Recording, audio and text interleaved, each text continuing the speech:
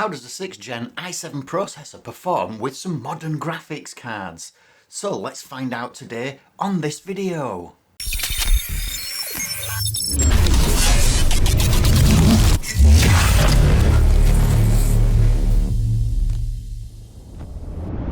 Hello and welcome back to Nelly's Nerd Cave. I'm Neil, and on this channel I share my love of tech and my love of gaming with tips, some tutorials and reviews based on my experiences as somebody who uses computers.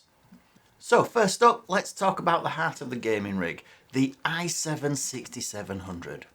This beast of a processor has been a favourite among gamers for its excellent performance and overclocking capabilities with the K-SKU. But how does it fare when paired with different graphics cards through the ages all the way up to a modern version? That's what we're here to find out. First of all, I'm pairing this with this motherboard, the Asus H110MA M.2 motherboard with its H110 chipset. It makes this a simple yet effective board to use. It also comes with an M.2 slot, 116 times PCIe generation 3, and it comes with two slots for your RAM. Talking about RAM, I'm going to be pairing this with two of these 8GB sticks of Corsair LPX RAM. This is running at 3200 MHz and this will be adequate for our gaming needs. Now to cool this, I always go with this one. This is the Assassin King. This is a 120mm air cooler and is an excellent value at 19 British pounds. It's absolutely fantastic. It's never let me down and it's cooled very well. I'm also going to be using this NVMe, which is a Micron NVMe. And it's only 256 gigabytes, but it should be absolutely adequate for what we need. I will be running the games from an external 1TB SSD that will allow me to store all the games, but this will have the operating system on.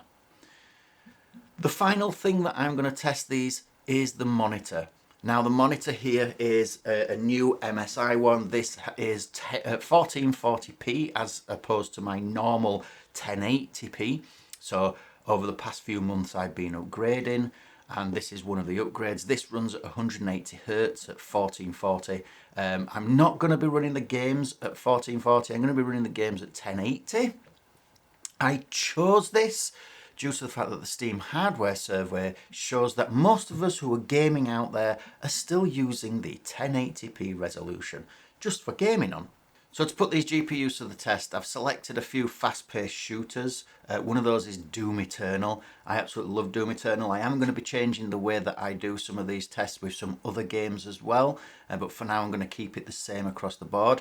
It's got good graphical fidelity. It's really good at CPU resources.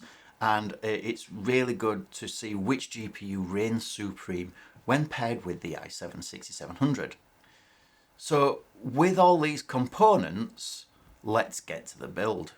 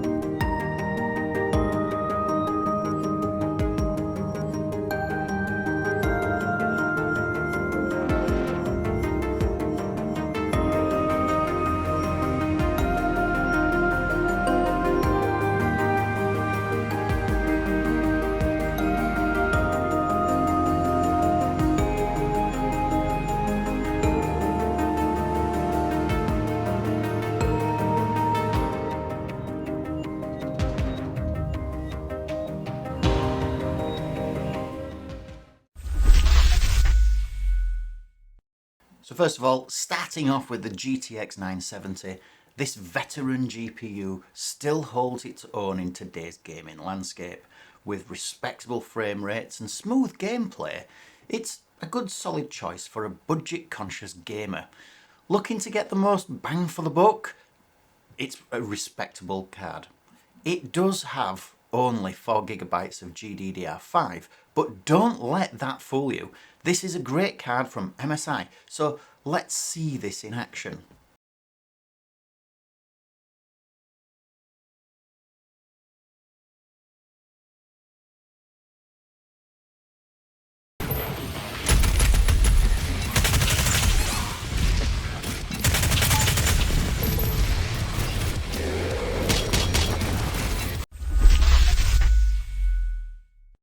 As you can see, the frame rates in 3D Mark TimeSpy are between 20 and 24 frames per second, and in Doom Eternal we have 37 to 41 frames per second.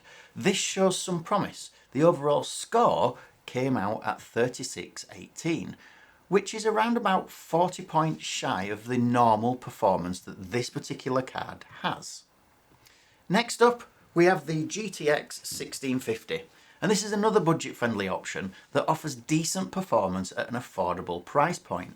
While it may not deliver the same level of graphic prowess as its more powerful counterparts, it still manages to provide an absolutely satisfactory gaming experience for most people. A lot of these are still being sold as part of their gaming machines here in the UK, and this particular one is the Palette Game Pro 4GB overclock version, and it was released in 2020 and it is still sold today, like I've said, in many of the stores within the UK. So let's see this in action.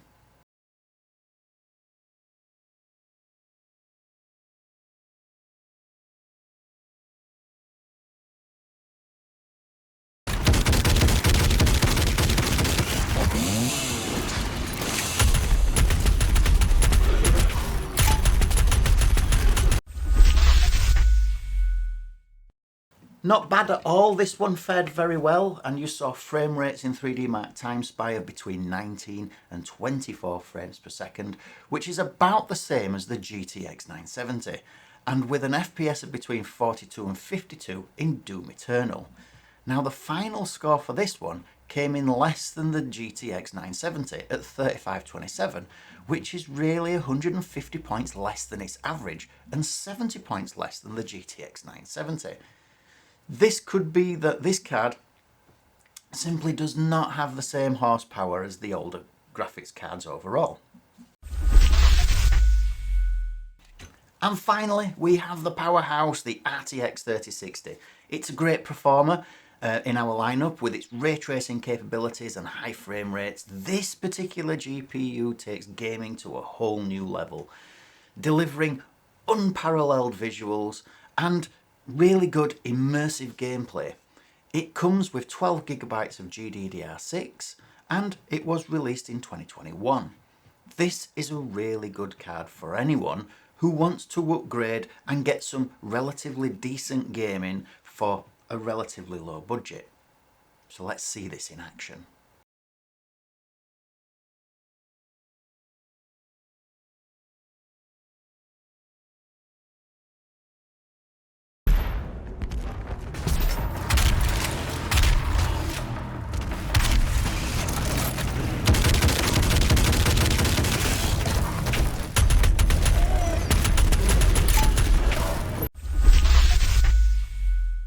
Wow, those were some impressive frame rates with 3D Mark TimeSpy clocking in at between 46 and 60 frames per second. And Doom Eternal giving us 120 to 138 frames per second. Talk about a marked up difference. The final score for this particular card came out at 7046, and that's 500 points less than its average score, but a marked improvement over both the GTX 970 and the 1650. So definitely a card to look out for if you really want to upgrade and get some decent gaming out of it. So which GPU really reigns supreme when paired with the i7-6700? Well, it ultimately depends on your budget, your gaming preferences. While the GTX 970 and 1650 offer respectable performance for their price points, the RTX 3060 undoubtedly blows this out of the water, and it really steals the show with its unmatched graphical fidelity and performance.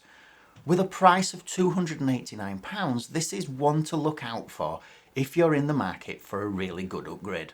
So with all testing complete, I'll say thank you for joining me on the journey through the gaming performance of these older machines, especially this one, the i7-6700. And if you enjoyed this video, don't forget to like, share and subscribe to me at Nelly's Nerd Cave for more gaming content and tech-tastic reviews. And until next time, happy gaming and stay nerdy. See you later.